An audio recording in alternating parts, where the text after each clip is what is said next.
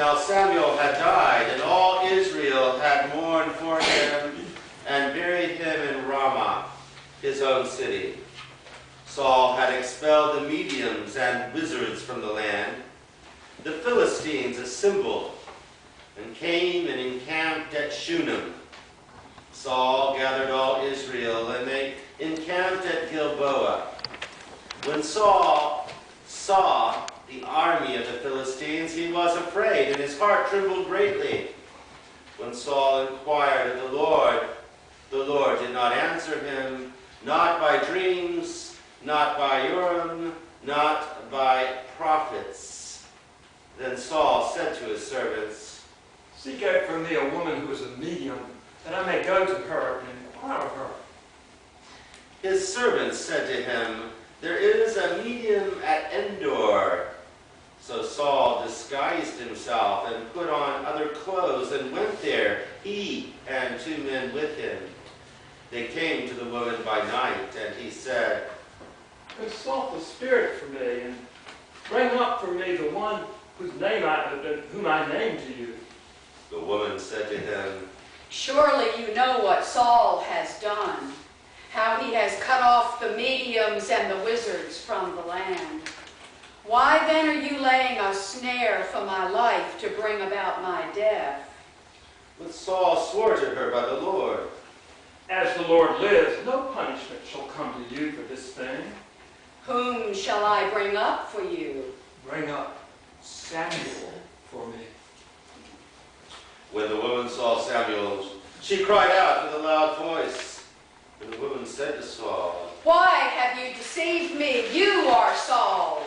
"Have no fear. What do you see?" "I see a divine being coming up out of the ground. "What is his appearance?" An old man is coming up. He is wrapped in a robe." So Saul knew that it was Samuel.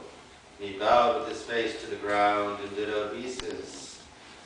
Then Samuel said to Saul, "Why have you disturbed me by bringing me up?" Saul answered, "I am in great distress, for the Philistines are warring against me, and God has turned away from me and answers me no more, either by prophets or by dreams. So I have summoned you to tell me what to do." Samuel said, "Why then do you ask me, since the Lord has turned from you and become your enemy? The Lord has done to you just as he spoke by me. For the Lord has torn the kingdom out of your hand and given it to your neighbor David, because you did not obey the voice of the Lord and did not carry out his fierce wrath against Amalek. Therefore the Lord has done this thing to you today. Moreover, the Lord will give Israel along with you into the hands of the Philistines, and tomorrow you and your sons shall be with me. The Lord will also give the army of Israel into the hands of the Philistines." Immediately Saul fell full length on the ground, filled with fear because of the words of Samuel. There was no strength in him, for he had eaten nothing all day and all night. The woman came to Saul. When she saw that he was terrified, she said to him, "Your servant has listened to you. I have taken my life in my hand, and I have listened to what you have said to me.